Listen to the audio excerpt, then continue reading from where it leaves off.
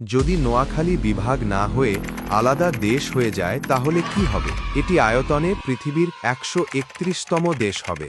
দেশটি আয়তনে Brunei, Luxembourg, মাল্টা, cypress অথবা বাহারাইন থেকেও বড় হবে। দেশটি পৃথিবীর ১৩৬তম জনসংখ্যার দেশ হবে, যার জনসংখ্যা New Zealand, Serbia, Laos, Paraguay, Bulgaria কিংবা উরুগুয়ের জনসংখ্যার থেকেও বেশি।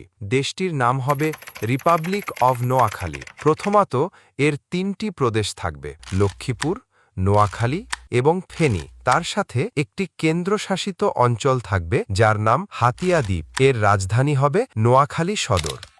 এটি প্রতিবেশী বাংলাদেশের কুমিল্লা বিভাগ, চট্টগ্রাম বিভাগ আর ভারতের ত্রিপুরা রাজ্য এবং বঙ্গোপসাগরের সাথে সীমান্ত শেয়ার করবে। নোয়াখালী বাংলাদেশ থেকে আলাদা হয়ে যাওয়ায় বাংলাদেশ দুই ভাগে বিভক্ত হয়ে যাবে। দেশটির জাতীয় ভাষা থাকবে নোয়াখাইল্লা এবং মুদ্রার নাম টাহা।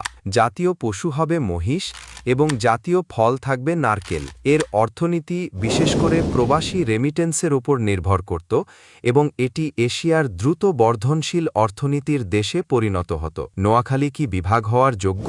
কমেন্ট করুন। ভিডিওটি